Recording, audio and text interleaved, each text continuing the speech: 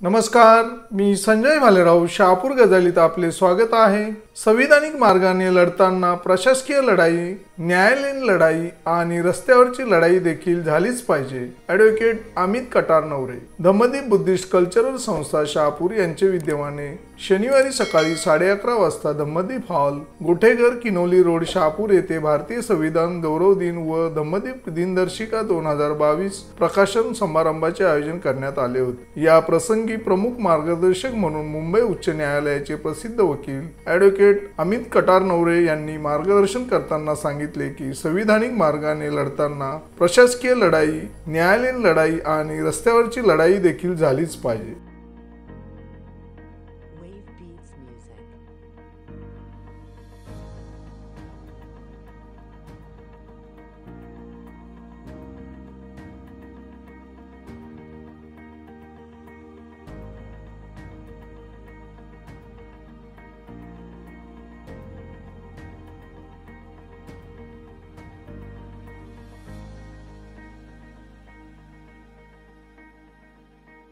ते स्वतः निवृत्त सभासद आहेत। बेस्ट उपक्रमात ते सर्व्हिस करत होते, पण ते आता 3 वर्षापूर्वीच निवृत्त।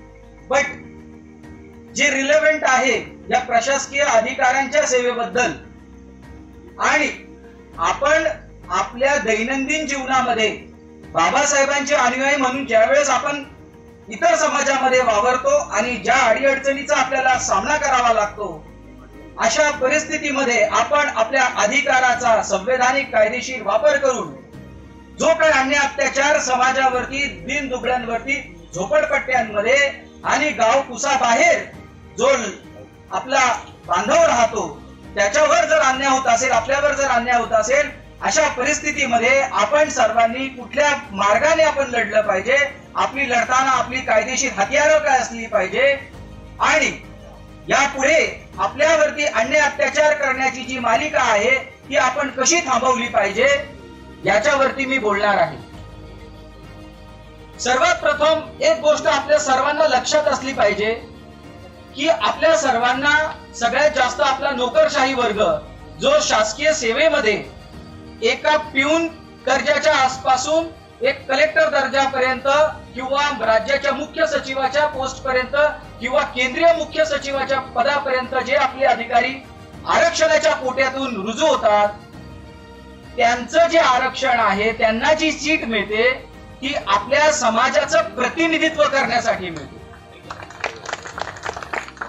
जसं आपल्याला पॉलिटिकल रिझर्वेशन मिळतं, अनेक लोकांना राजकीय आरक्षणच माहित आहे, परंतु जे प्रशासकीय आरक्षण आहे म्हणजे पूर्वीच्या काळात संविधान लागू होण्याच्या पूर्वी आपल्या समाजाला प्रशासनामध्ये त्याचं प्रतिनिधित्व नव्हतं। त्यांचं प्रतिनिधित्व निर्माण होण्यासाठी भारतीय राज्यघटनेचा अनुच्छेद 16 चा उपकलम 4 प्रमाणे आपल्या लोकांना जे आरक्षण मिळालं ते आरक्षण एका गावकुसाबाहेर जो आपल्या अनुसूचित जातीचा जो बांधव असेल त्याचा अधिकाराच्या ऐवजी आपल्याला ते पोझिशन मिळालेली आहे। तर आर्टिकल 16 क्लॉज 4 काय म्हणतो? Nothing in this article shall prevent the state for making any provision of reservation for representation. Representation हा शब्द मान्य आहे, ते कारण आहे, परंतु आपल्या समाजातले जे प्रशासकीय अधिकारी तिथे मोठ्या की पोस्ट वरती आहेत, जे डिसिजन मेकिंग पॉलिसी मध्ये आहेत, त्यांनी जरी त्यांचं जे आरक्षणाच्या माध्यमातून त्यांना जे प्रतिनिधित्व तिथे मिळालेलं आहे, त्यांनी जर समाजाच्या हक्क आणि अधिकाराचं रक्षण प्रामाणिकपणे केलं आणि त्यांना न्यायालयामध्ये जे वकील मंडळी जे कायद्याच्या क्षेत्रामध्ये प्रावीण्य मिळवत आहेत, त्या दोघांची जरी जोड असली आणि या दोघांनी समाजाच्या हिताचं रक्षण करण्यासाठी जीवाची प्राणाची बाजी लावून जर लढले, तर मला असं वाटतं की कितीतरी पटीने समाजावरचा अन्याय कमी होण्यासाठी मदत होऊ शकते। आता आर्टिकल 16 क्लॉज 4 बाबासाहेब आंबेडकर ज्या वेळेस घटना तयार करत होते आणि त्यांचा जर तुम्ही पूर्ण काळखंड पाहिला, काळाराम मंदिराचा सत्याग्रह, महाडचा सत्याग्रह, महाडच्या सत्याग्रहामध्ये गावोपुसातून कितीतरी अनेक दीन दुबळे गरीब जनता त्या महाडच्या सत्याग्रहासाठी त्यांचा पाण्याचा अधिकार मिळवण्यासाठी तिथे जमली होती. आणि त्यावेळेस तिकडच्या समाजकंटकांनी सिव्हिल कोर्टातून स्टे आणला होता. त्यावेळेस त्या बाबासाहेब आंबेडकरांच्या मनावर काय विधी होती असेल याचा विचार करा. परंतु बाबासाहेब आंबेडकरांनी ज्या वेळेस त्यांना चान्स मिळाला, ज्या वेळेस त्यांना संधी मिळाली, त्या संधीचं सोनं केलं आणि आपल्या सर्वांवरती त्यावेळेस जो हल्ला झाला होता, भविष्यामध्ये त्यांना माहिती होतं की त्यांच्या कारकिर्दीमध्ये असा कोणीही त्यांना दिसत नव्हता की जो खरोखर समाजावरती जो अन्याय अत्याचार होईल त्याला प्रामाणिकपणे लढा देईल. परंतु भविष्यामध्ये त्यांनी इतका दूरदृष्ट विचार केला की 50 वर्ष 60 वर्षानंतर देखील समाजाच्या रक्षणासाठी, समाजाच्या अधिकाराच्या संरक्षणासाठी जर कोणी लढला तर त्याला मला जी प्रतिकूल परिस्थिती झेलावी लागली ती त्या व्यक्तीला झेलावा लागता कामा नये. म्हणून त्यांनी भारतीय राज्यघटनेचा अनुच्छेद 16/4 तर दिलाच, तर प्रशासनामध्ये अधिकार दिलेच, परंतु 17 मध्ये आपल्याला मूलभूत गॅरंटेड फंडामेंटल राईट दिला. परंतु त्याचा अभ्यास आतापर्यंतचे जे मेन स्ट्रीम विधितज्ञ आपण म्हणतो त्यांनी त्याचा अभ्यास करून समाजाच्या हितासाठी त्याचा वापर कसा करता येईल तो केलेला नाही असा माझा अभ्यास सांगतो. आता आपल्याला हे लक्षात आलं पाहिजे की आर्टिकल 17 भारतीय राज्यघटनेचा अनुच्छेद 17 काय म्हणतो. हा अनुच्छेद 17 हा 3 पार्ट मध्ये डिवाइड झालेला आहे. पहिला पार्ट म्हणतो अनटिचेबिलिटी इज अबॉलिश्ड, अस्पृश्यतेचा अंत करण्यात आलेला आहे. दुसरा पार्ट म्हणतो but its practice in any form is forbidden, अस्पृश्यतेचं आचरण कुठल्याही स्वरूपात करणे हे वर्जित आहे. आणि तिसऱ्या पार्ट मध्ये म्हणतं अस्पृश्यतेतून उद्भवणारी कुठलीही निसमर्थता लागणे हा विधी अनुसार अपराध असेल. आता ह्या तिन्ही पार्टचं जर आपण प्रॉपरली वाचन केलं तर आपल्याला हे लक्षात येईल अस्पृश्यतेचा अंत झालेला आहे, अस्पृश्यता नाहीच. परंतु दुसऱ्या पार्ट मध्ये आपल्याला कळतं की त्याचं आचरण कुठल्याही स्वरूपात करणे हे वर्जित आहे. म्हणजे त्या काळात जी अस्पृश्यता बाबासाहेबांनी ज्यावेळेस संविधान निर्माण करत होते त्यावेळेसची अस्पृश्यता आपल्याला हॉटेलमध्ये जाऊ दिलं जात नव्हतं, आपल्याला घाटावरती पाणी भरून दिलं जात नव्हतं, विहिरींवरती पाणी भरून दिलं जात नव्हतं, त्यावेळेसची अस्पृश्यता होती. परंतु बाबासाहेब आंबेडकरांनी यांना माहित होतं की ह्या देशातून पूर्णपणे अस्पृश्यतेचा अंत होणार नाही, फक्त त्या अस्पृश्यतेचं आचरण करण्याची पद्धत बदलत जाईल. म्हणून त्यांनी त्या पार्ट 2 मध्ये म्हटलं but its practice in any form is forbidden. Reservation मध्ये ज्या की पोस्ट मिळाल्या कशासाठी मिळाल्या, आपलं प्रतिनिधित्व, समान दर्जा, इक्वालिटी, आर्टिकल 16 अनुच्छेद 14 पासून 13 पासून ते 18 पर्यंत हा काय आहे समान अधिकार. आणि त्या 14च्या मध्ये 15च्या मध्ये 15 आणि 17च्या मध्ये येतो 16. समान हक्कामध्ये प्रशासनामध्ये आम्हाला आमची हिस्सेदारी, वाटेदारी असली पाहिजे समतेसाठी. आणि जर आमचा प्रशासकीय अधिकारी जर तो समाजाच्या हक्क आणि अधिकारासाठी लढत असेल हे त्याच्या वरिष्ठांना कळलं तर त्याला डिपार्टमेंटमध्ये कुठले त्रास होतात याच्यावरती मी पुढे भाष्य करणार. काही लोक आहेत, सगळे समाजात गद्दार नाहीत की फक्त स्वतःच्या फॅमिलीकडे बघणारी आहेत. परंतु तायडे साहेबांच्या कॉन्टॅक्ट मध्ये मी ज्या वेळेस पासून आलेलो आहोत, आम्ही ज्या वेळेस मुवमेंट मध्ये काम करतो त्यावेळेस एक लॉजिस्टिक सपोर्ट असतो. न्यायालयामधून आम्ही ज्या वेळेस लढतो तिथून वेळ लागतो, परंतु प्रशासकीय अधिकाऱ्यांची ज्या वेळेस आम्हाला जोड मिळते असं असं आहे तिथे कोणी अधिकारी आहेत का ते ताबडतोब तिथे एक नंबर देतात, तुम्ही यांच्याशी कॉन्टॅक्ट करा, नाही तर आम्हाला कॉल येतो. तो ज्या वेळेस आम्हाला तिथे गाईड करतो त्यावेळेस आमच्या कामाला गती मिळते. हा माझा प्रॅक्टिकल अनुभव मी तुमच्याशी शेअर करतो.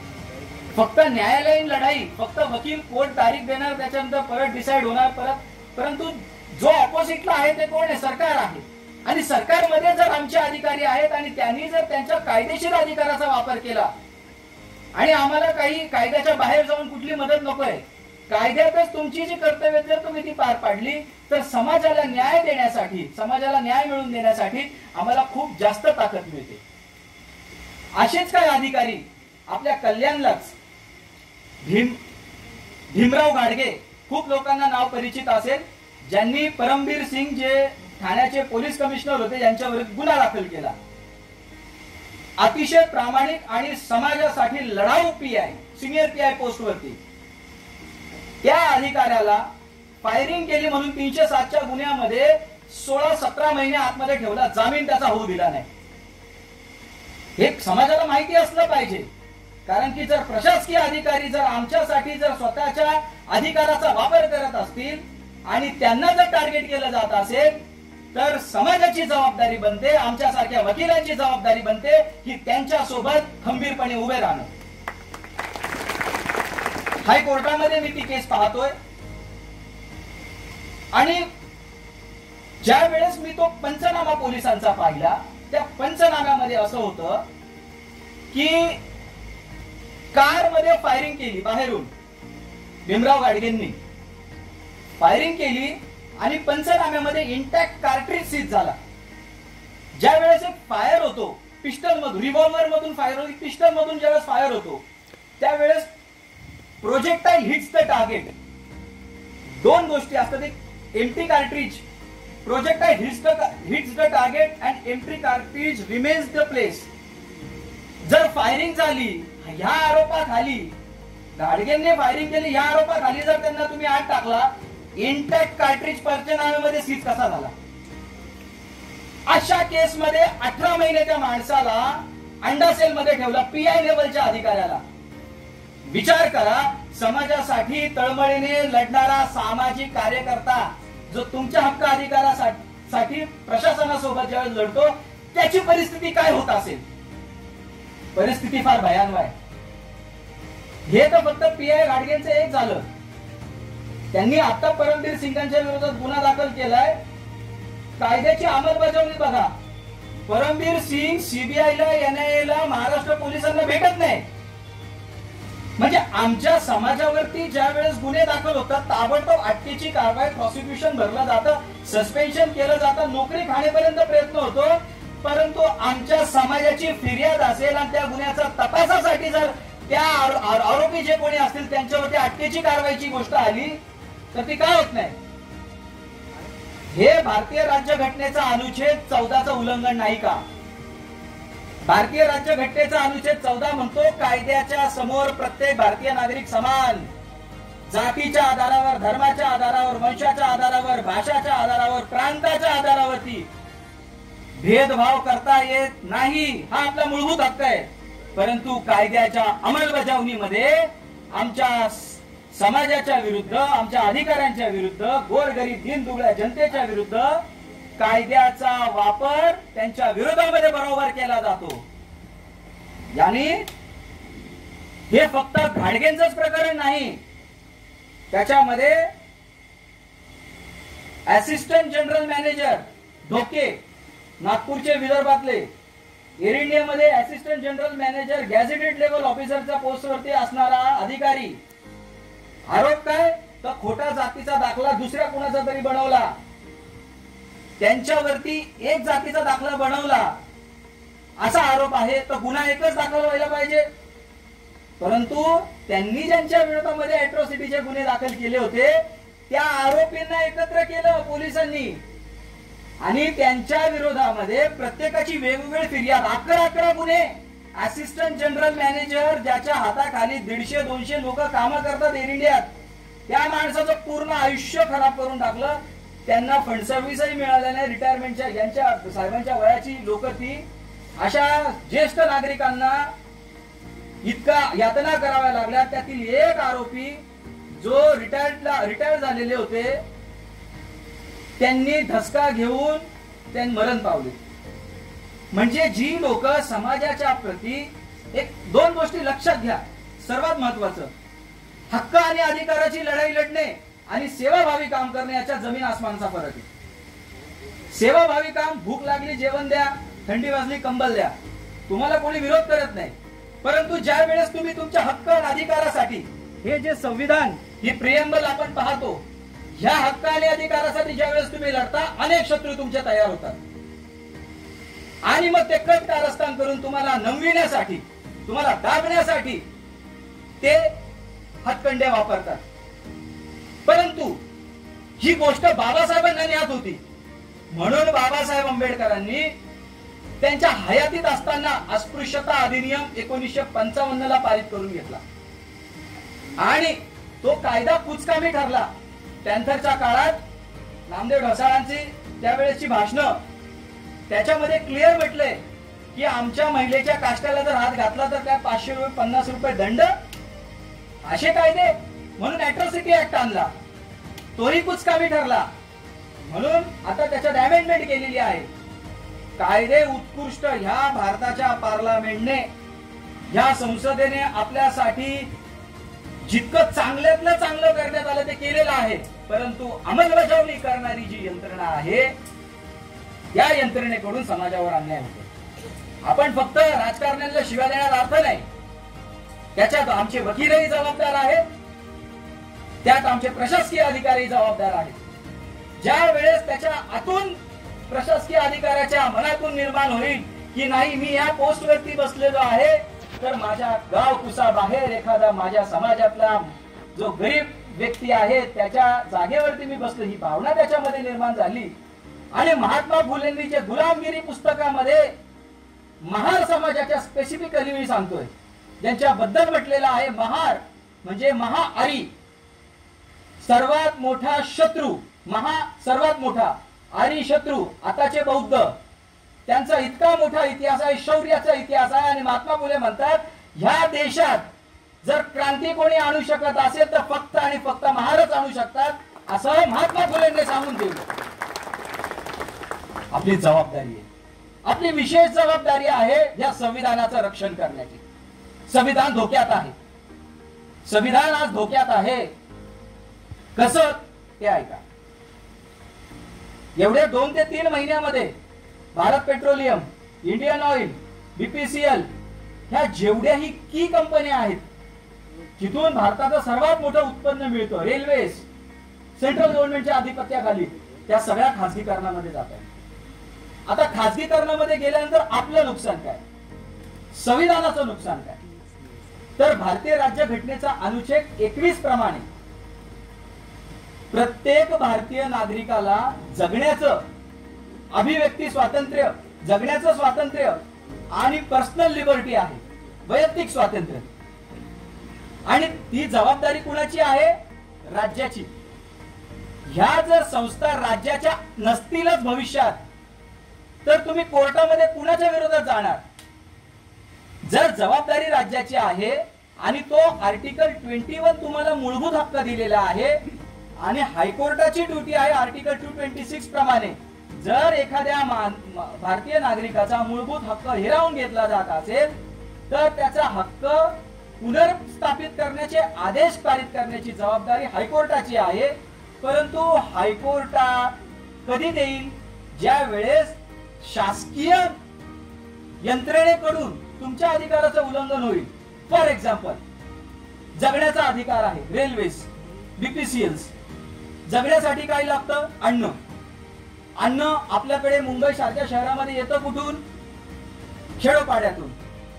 आता जर तुमचे प्रायव्हेट पेट्रोलियम केलं आणि त्यांचे भाव आता जर 200 ते 500 वर नेले आणि मग तुम्हाला जगण्यासाठी अन्न मुबलक सवलतीत जर मिळत नसेल, तुम्हाला अन्न महागडं होत असेल, तर त्यावेळेस तुम्ही तुमचा हक्क जो आहे जगण्याचा अधिकार तो प्राप्त करण्यासाठी हायकोर्टात जाऊ शकता.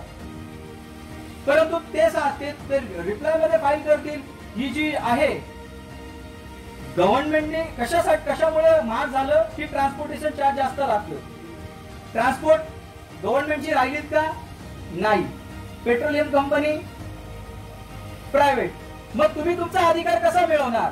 म्हणजे न्यायालयातून जे तुमचं संरक्षण करण्यासाठी बाबासाहेब आंबेडकरांनी जे तुमचे हक्क आणि अधिकार, सरकार कुणाची असो, जे हिरावून घेतलं जाणार नाही, हे तुम्हाला गॅरंटेड जे अधिकार दिले, त्या अधिकाराच्या मध्ये उल्लंघन करण्याचा प्रयत्न केला जातो. याचा दुसरा एक उपयोग, जर प्रायव्हेट मध्येच गेलं या देशातली संपत्ती फक्त दोनच माणसांकडे गेली, अडाणी आणि अंबानी सारख्या, तर आपला गरीब माणूस जे आपल्या आता प्रशासकीय सेवेमध्ये रिझर्वेशन आहे ते रिझर्वेशन राहील का? प्रायव्हेट सेक्टर मध्ये तुम्हाला रिझर्वेशनचा अधिकार राहील का? कारण की आर्टिकल 16 क्लॉज 4 तर क्लिअर म्हणतं, nothing shall prevent the state. State म्हटलेलं आहे, प्रायव्हेट कंपनी म्हटलंय का? म्हणजे तुमचा रिझर्वेशनचा अधिकार बाबासाहेब आंबेडकरांनी इतका भांडून झगडून इतक्या संघर्षातून तुम्हाला जो दिलाय तोही हिरावून घेण्याच्या परिस्थितीमध्ये आहे. सर्वांना आपली वैयक्तिक समस्या आहेत. आपण आपसामध्ये छोट्या छोट्या कारणासाठी एकमेकांशी द्वेष करतो, परंतु बांधवांनो, मित्रांनो आणि माझ्या सगळ्या वीरांनो, मला एक गोष्ट तुम्हाला मनापासून सांगायची आहे.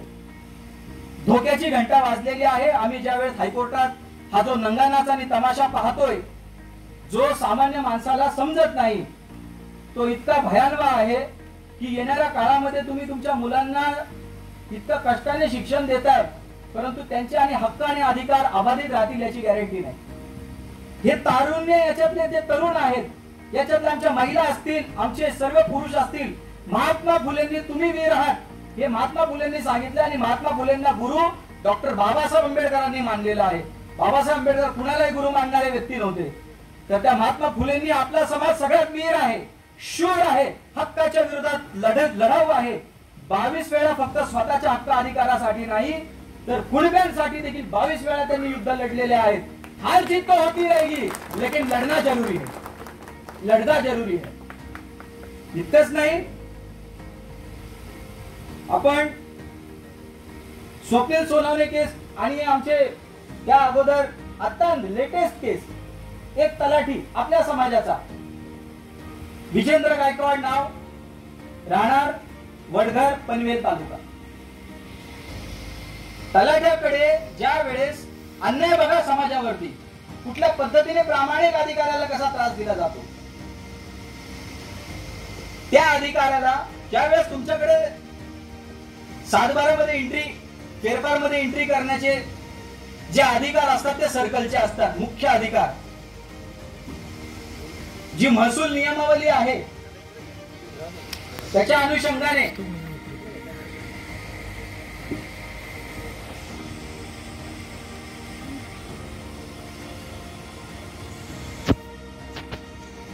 मला वेळेचं बंधन आहे, म्हणून मी जितकं स्पीड करता येईल तितकं करतोय.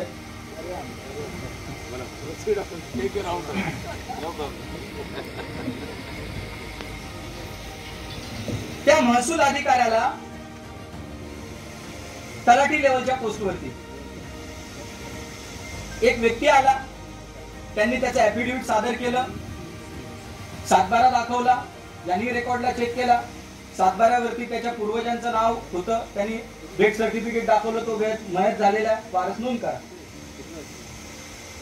त्याने सगळं काय ते पंचनामा, ती दिवंडी पिटली वगैरे, त्यांची ते नोटीस वगैरे लावण्याची प्रक्रिया सगळी केली. नावं चढवण्यासाठी सायनिंग अथॉरिटी सर्कलकडे नेलं, त्यांनी अप्रूव्ह केलं. ती जमीन विकण्यासाठी ज्यांच्या नावावरती वारस चढले ते वारस गेले ऍडिशनल कलेक्टरकडे. ऍडिशनल कलेक्टरने सगळं इन्क्वायरी केल्यानंतर ही जमीन विकण्याची परवानगी देऊन टाकली बिल्डरला. आणि नंतर स्कॅनिंग मध्ये असं निदर्शनास आलं की ती जी 7/12 वरती तो जी जागा आहे ती पाण्या जाण्याचा मार्ग आहे, म्हणजे शासकीय जमीन आहे. ऑफिसरने काय केलं, सर्कलला नाही, ऍडिशनल कलेक्टरला नाही, आमच्या अधिकाऱ्याला उचलला ना टाकला. त्याची जबाबदारी काय, तलाठी it is a like nothing more than कारकून, क्लार्क. सगळं प्रिपेअर करायचं, सिग्नेचरला तिकडे घेऊन जायचं, इन्क्वायरी करण्याचे अधिकार पण सर्कलचे. अरेस्ट करून आतमध्ये टाकला, रिमांडला मॅजिस्ट्रेटकडे नेलं. पोलिसांचा report serious offensive serious PC 2 days. तलाठी वेल क्वालिफाईड ऑफिसर. साहेबांनी आता सांगितलं एका अधिकाऱ्याबद्दल उत्कृष्ट त्यांनी भाषण दिलं. मला तुम्ही सांगत होता त्यावेळेस मला अक्षरशः त्या विजेंद्र गायकवाड तलाट्यांची आठवण आली. इतका सुंदर वक्ता, इतका सुंदर व्यक्ती, समाजासाठी लढाऊ व्यक्ती, त्या माणसाला महिनाभरात ठेवला. खालच्या कोर्टात मी नव्हतो, सेशन्सला आल्यानंतर माझ्याकडे ते प्रकरण आणलं. आता मेन गुन्हा काय, तर स्कॅनिंग मध्ये 7/12 मध्ये यांच्या रेकॉर्डला खोटा 7/12 होता. आता यांची हँडरायटिंग ज्या वेळेस एक्सपर्ट कडून आम्ही तपासून घेतली तर त्या 7/12 वरती यांच्या लिखाण नव्हतं, जो खोटा 7/12 बनवला. मग ज्याने तो 7/12 बनवला त्याला पोलिसांनी शोधलं पाहिजे. खरं गुन्हेगार तो, आरोपी तो, क्लिअर कट केस आहे. पोलिसांनी ते नाही दाखवलं कोर्टाला. याला माहिती आहे. अरे याला कसं माहिती आहे की याचा खोटा 7/12 आहे? काय एव्हिडन्स? नथिंग. प्रिझम्पशन. ग्रह धरलं का हाच गुन्हेगार, यानेच केलं. मग कोर्टासमोर बेलला आर्ग्युमेंटला आलो. आपण म्हणतो ना की सिस्टम मध्ये 10 लोक नालायक असतील, एक तरी भेटतो खरोखर न्यायाच्या बाजूने भांडणारा. जज होत्या, लेडी जज होत्या, माधुरी आनंद. मला कळालं आपल्या समाजाच्या होत्या. मी म्हटलं साहेब ठीक आहे, याने 7/12 मध्ये आणि फेरफार मध्ये एंट्री घेतली, हा याच्यावर आरोप आहे. मग सर्कलने सिग्नेचर केलं, सर्कलला आरोपी का नाही केलं? ऍडिशनल कलेक्टरने तर सरळ परवानगी विक्रीची लावून टाकली, त्याला आरोपी का नाही केला? तुम्ही से बघितला. अरे पाहिजे आरोपी पण म्हणत नाही तुम्ही. गुन्हा तर दोघं यांच्यापेक्षा तर सिरियस गुन्हा तर त्यांची रिस्पॉन्सिबिलिटी जास्त आहे, ते दिसत आहेत, त्यांना का नाही केलं? एक रिप्लाय नव्हता, घाम फुटला त्या पीआयला. ती ज्युडिशियल नोट घेतली त्या गोष्टीची. मी म्हटलं हे साधं सोपं उदाहरण आहे की आमच्या समाजातल्या अधिकाऱ्यांना कसा बळीचा बकरा बनवला जातो. केलेलं असतं दुसऱ्याने, परंतु सॉफ्ट टार्गेट ना. यांचा कोणी मंत्री नाही, यांचा कोणी प्रशासकीय अधिकारी आपल्या अधिकाऱ्याला सपोर्ट करण्यासाठी थोडा पाठीमागे फिरतो, घाबरतो, नाही करणार. ज्याच्या पाठी कुणाचाही आधार नसतो, ज्यावेळेस ही त्यांची मानसिकता बनते, सॉफ्ट टार्गेट आहे. कुणाला तर कोणी बळीचा बकरा हा सॉफ्ट टार्गेटला देऊन टाकला. कोर्टाने लगेच बेल ऑर्डर केली आणि सांगितलं आता 7/12 कोणी तयार केला ना तो शोधून आणा. आता त्या आयोला शोधणं जड जात आहे, भेटत नाही. तर सांगण्याचं तात्पर्य काय की अशा गुन्ह्यांमध्ये, हा तर डिपार्टमेंटल इन्क्वायरीचा पार्ट होता, याच्यामध्ये शासनाचे परिपत्रक कलेक्टरच्या ठाण्याच्या अगोदरच्या कलेक्टरांनी सीपींना ऑलरेडी पत्र दिलेलं आहे. आमच्या शासकीय कामकाजाच्या संदर्भामध्ये तुमच्याकडे कुठलीही तक्रार आलेली असेल तर तुम्ही डायरेक्टली गुन्हा दाखल करायचा नाही. 197चं प्रोटेक्शन आहे. असं असताना देखील पोलिसांनी अटकेची कारवाई केली. शासनाचीही फिर्याद त्या तलाट्याच्या विरोधातली नव्हती, तरी त्याला अटकेची कारवाई केली. त्याचं कारण एकमेव, सॉफ्ट टार्गेट असतो आपला माणूस आणि तो माणूस लढावा असतो प्रशासनामध्ये. तो एकदा अन्याय सहन करतो, दोनदा सहन करतो. आपल्यामध्ये वृत्ती जी आहे, मला आज तुम्ही इतक्या लांबून बोलवलं, मी काल माझे 2 स्पीच होते, रात्री 2 वाजता घरी गेलोय, तरी पण सकाळी उठून येण्याची, आणि आज माझी तब्येत बरी नसताना पण इतकं तडफडून मी बोलतोय. कशासाठी? कारण की तुमचे आणि माझे पूर्वज अन्यायाविरुद्ध सोबत खांद्याला खांदे लावून लढले असतील. जर आमचे पूर्वज लढले असतील, ते जीन्स, तो डीएनए आपल्यामध्ये आहे, तर आता आपण सोबत मिळून का लढत नाही? आपण लढाऊ आहोत, आपण लढू शकतो. आणि बाबासाहेब आंबेडकरांच्या काळात जी प्रतिकूल परिस्थिती होती, तितकी तर प्रतिकूल परिस्थिती आजच्या परिस्थितीत नाही. आपण आता अनुकूल परिस्थितीमध्ये आहोत. अनेक अधिकारी आहेत, अनेक आमच्यासारखे वकील लढाऊ आहेत, जे स्वतःच्या प्राणाची बाजी लावून समाजासाठी लढण्याचा मानस धरून आहेत. तर आपल्याला हारण्याचा तर काही प्रश्नच उद्भवत नाही. आपण लढलं पाहिजे. लढण्याची इच्छा आहे, पण लढायचं कसं? कुणासोबत लढायचं? कशासाठी लढायचं? लढण्यासाठी तुम्हाला तुमचं वाचन पहिलं गरजेचं आहे. तुमचे हक्क आणि अधिकार काय आहेत आणि समोरच्या प्रशासकीय यंत्रणेचे कर्तव्य काय आहेत हे समजून घ्या. जाणीवपूर्वक संविधान तुम्हाला आपल्या स्टेट बोर्ड मध्ये मीही शिकलोय, एक छोटासा चॅप्टर असतो, तो फक्त तुम्हाला पाठांतर करायला सांगितलं जातं, पण त्याचा वापर कसा करायचा हे कोणी सांगत नाही. संविधान, ज्यावेळेस आम्ही कॉन्स्टिट्यूशन हा सब्जेक्ट आमच्या LLB ला असायचा, मी डी वाय पाटील नवी मुंबई कॉलेजमध्ये होतो, तो कॉन्स्टिट्यूशनच्या लेक्चरला जास्त दुसरी लोक बसत नसत. आम्ही ठराविकच मोजकी 4-5 लोक, कारण की आमची तर कायद्यात प्रेम आहेच आहे, पण आमच्या बापाने ज्या समाजात आम्ही जन्मलो त्या महामानवाने या देशाला संविधान दिलंय, ही आमच्यासाठी खूप गौरवाची बात आहे. आणि म्हणून आम्ही त्या सब्जेक्ट कडे इतक्या चाणक्य पद्धतीने, आणि बाबासाहेब आपल्याला तर दिसू शकत नाही, परंतु त्यांनी इतका हा लपेष्टा सोसून हा जो धर्मग्रंथ पेक्षाही पवित्र ग्रंथ आपल्याला जो दिलेला आहे त्याच्यामध्ये आम्ही त्यांना शोधण्याचा प्रयत्न करतो. आणि बिलीव्ह करा, खरं सांगतो की खरे बाबासाहेब ते आपल्याला संविधानाच्या माध्यमातूनच दिसतात. आणि ही जी व्यवस्था आपल्यावरती जो अन्याय अत्याचार स्पेसिफिकली महार कम्युनिटीवरती जो केला जातो, तो फक्त आणि फक्त गुलामगिरी पुस्तक वाचल्यानंतर मला कळाला की ही जी लोक आहेत ही कधीही महाहरी, सर्वात मोठे शत्रू, हे कधीही त्यांना पोषक ठरू शकत नाही, हे कधी गुलामी स्वीकारणार नाही, हे कधीही त्यांच्या विरोधामध्ये बंड करू शकतात. म्हणून यांना जितकं दाबता येईल तितकं दाबा. अनेक अनुसूचित जातीमध्ये जाती आहेत, परंतु शौर्याचा इतिहास फक्त आणि फक्त आपल्या समाजाचा, इतरांचा नाहीये, हे महात्मा फुले सांगून गेलेले आहे. तर स्वप्नील सोनवणे केस नेरूळ नवी मुंबईतली 15 वर्षाच्या पोराला आईच्या कुशीत संपवला.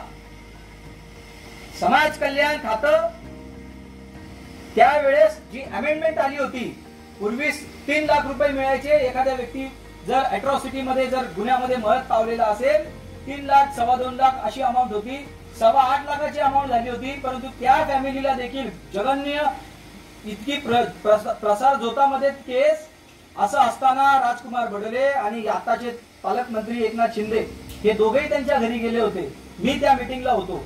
जुना चेक जुन्या कायद्याप्रमाणे त्या फॅमिलीने नाकारला. तुम्ही जी केंद्र सरकारने जी अमेंडमेंट केलेली आहे त्याच्या अनुषंगाने तुम्ही तो चेक द्या, आम्ही स्वीकारायला तयार आहोत. ते म्हणे आम्ही नंतर करतो, नाही आता द्या. हे करण्याचे एकमेव कारण, त्यांना हे करण्यासाठी महाराष्ट्रातल्या गॅझेटचं नोटिफिकेशन काढणं गरजेचं होतं. ते जर काढलं तर फक्त स्वप्नील सोनवणेला नाही, राज्यामध्ये जितके अत्याचाराचे पीडित बलित आहेत त्या सर्वांना त्याचा फायदा मिळावा, हा त्याच्यातला माणूस होता.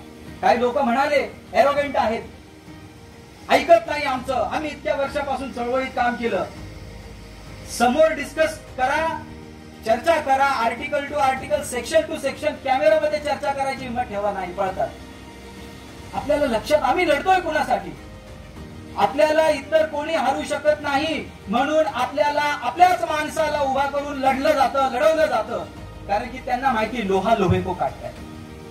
हिंमत नाही की आपल्या समोर डायरेक्ट आमना सामना नाही, परंतु जे आपल्या समोर ज्यांचा वापर केला जातो त्यांनी विचार करावा की आम्ही तुमच्या लेकरा बाळांचाही विचार करून आता लढतोय. कृपया करून तुम्ही स्वतःचा वापर करू देऊ. भारतीय राज्यघटनेचा अनुच्छेद 17 असं नाही की आपल्या माणसाला जर सस्पेंड केलं, ट्रान्सफर केली, ट्रान्सफर वरती गुन्हे दाखल केले, चार्जशीट गेलेले आहेत, फक्त बदली. अरे बदली तर प्रशासकीय बाब आहे, याच्यात अॅट्रॉसिटी कुठे? रिझर्वेशन ब्रोशर किती लोकांनी अधिकाऱ्यांनी वाचलं मला माहित नाही, पण मी रेल्वेमध्ये 12 वर्ष कामगार चळवळीचं नेतृत्व केलेलं आहे. आणि ज्या वेळेस माझा गुंडांनी पाय तोडला त्याच्यानंतर मी रिझाईन केला जॉबचा. शेवटची सॅलरी 6 लाख होती. रिझाईन करून आता प्रॅक्टिस मध्ये उतरलोय आणि प्रॅक्टिसही उत्तम चाललेली. मला सांगायचं याचं असं आहे की रिझर्वेशन जे ब्रोशर आहे, जे 12 वर्ष मी रेल्वे सर्व्हिसला असताना जे त्याचा अंमल केला, भारतीय राज्यघटनेचा अनुच्छेद 16/4 त्याच्यामध्ये क्लिअर म्हटलंय की आपल्या माणसाची जर पोस्टिंग करायची असेल तर त्याच्या गावाजवळ करा, त्याला शहराजवळ करा, त्याला इनसिग्निफिकंट केस म्हणजे अडचण असेल त्या ठिकाणी त्याला पोस्टिंग देऊ नका. सर्क्युलर्स आहेत. किती लोकांनी त्यांच्या अधिकारासाठी या सर्क्युलरच्या मागणीसाठी अंमलबजावणी होण्यासाठी लढलेत मला नाही वाटत. ट्रान्सफर आणि पोस्टिंग साठी जर तुमचा अधिकार आहे तो अधिकार मिळवण्यासाठी लोक पैसे देतात. काय परिस्थिती आहे की पोस्ट मलाईदार पोस्ट साठी तुमचा अधिकार आहे, तुम्ही लढा आणि घ्या, त्यांना देणंच आहे. हम मांगने वाले नहीं है, हम लेने वाले हैं, स्ट्रगल करके लेने वाले लोग हैं. भीख मांगना हमारा काम नहीं है, हम बहुत है. एक जमाना था जो हमको दबाया गया, कुचला गया, किस चीज के लिए? हमारे आत्मसम्मान को रुंधा गया. लेकिन अभी हमको अपने हक के लिए लड़ना चाहिए. आणि जर तुम्हाला खोडसाळरित्या तुम्हाला डिपार्टमेंटल इन्क्वायरी इम्पोज केली जात असेल तर it is a violation of article 17. It is a violation of article 16 clause 4. तुम्हाला कॅट आणि मॅट मध्ये जाण्याची गरज नाही. हायकोर्टाची जबाबदारी तुमच्या अधिकाराचं संरक्षण करायला पाहिजे. पण जातं कोणी रिटमध्ये त्याच्यात आर्टिकल 17 वरती कोणी भांडतं आणि जाणीवपूर्वक याच्यावरती जे मेन स्ट्रीमची जी लोक आहेत, जे मेन स्ट्रीमची जे टॉप लेवलचे जे ऍडव्होकेट्स आहेत, विधितज्ञ आहेत, ते याचा वापर कसा करायला पाहिजे खूप मेहनतीने बरोबर त्या समानतेच्या अधिकारामध्ये अनटचेबिलिटी ऑफेन्सेस दिलेला आहे.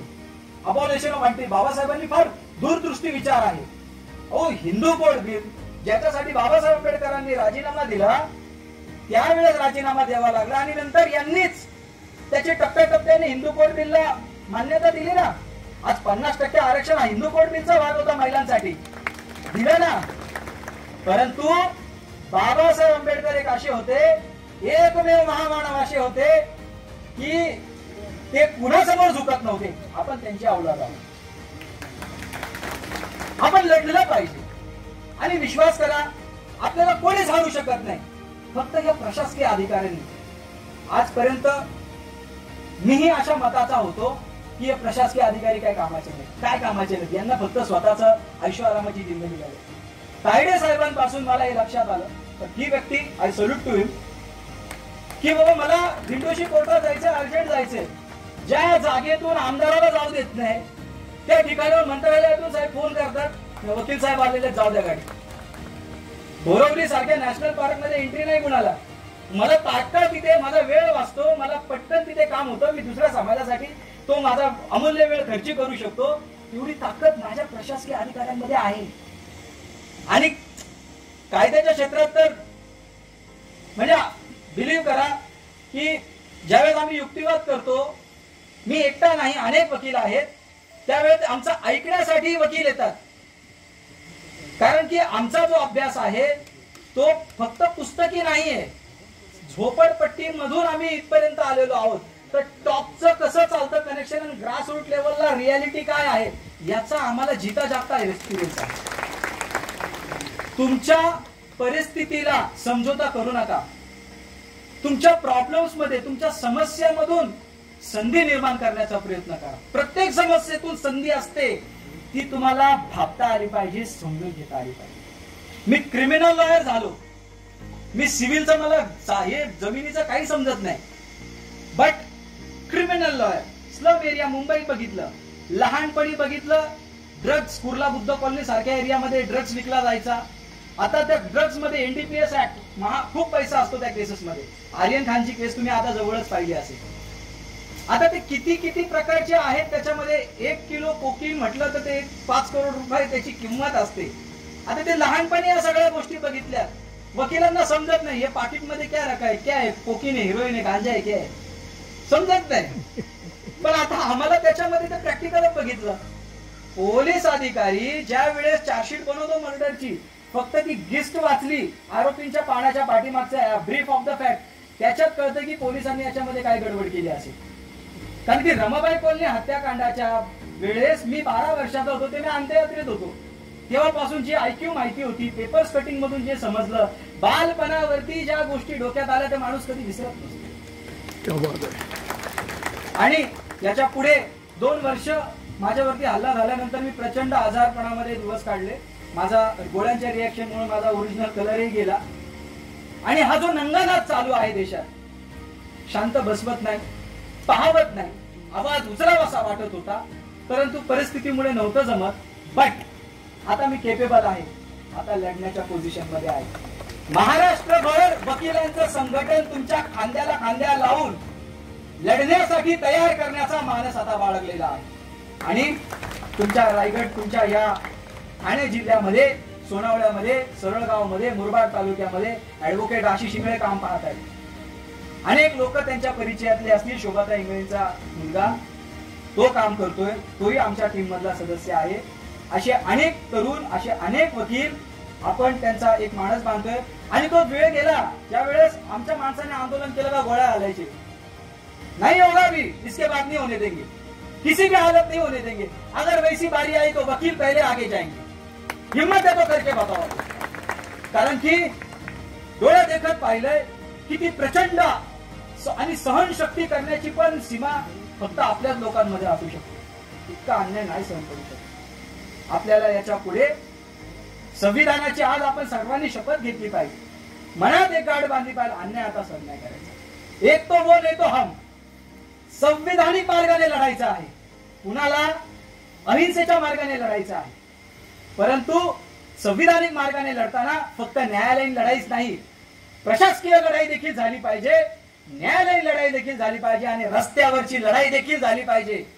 कोणी ताकद तुम्हाला हरवू शकत नाही. आज तुम्ही बघा, इतका नंगानाच चालू आहे, सगळ्या गोष्टी चालू आहेत. माझे शूरवीर गप्प का?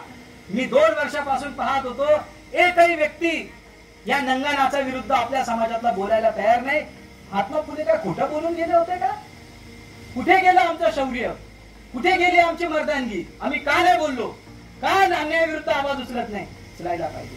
आणि उचलायचं म्हणजे काही बोलत, कायद्यात धरून 17, 15, 16 ही आर्टिकल तुमचे राईट्स प्रोटेक्ट करू.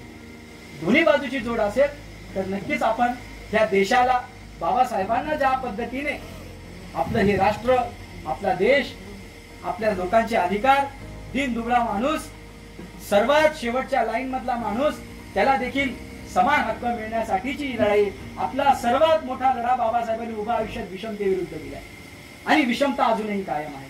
समतेच्या हक्कासाठी आपण लढायला पाहिजे. इतकंच मी बोलतो. खूप काय बोलण्यासारखं आहे, बट सगळे आता बोर झाले असणार आणि इतरांनाही बोलायचं आहे, म्हणून माझे 2 शब्द संपवतो. जय भीम, जय बुद्ध, जय भारत. ताज्या घडामोडींसाठी पाहत राहा शहापूर गजाली. धन्यवाद.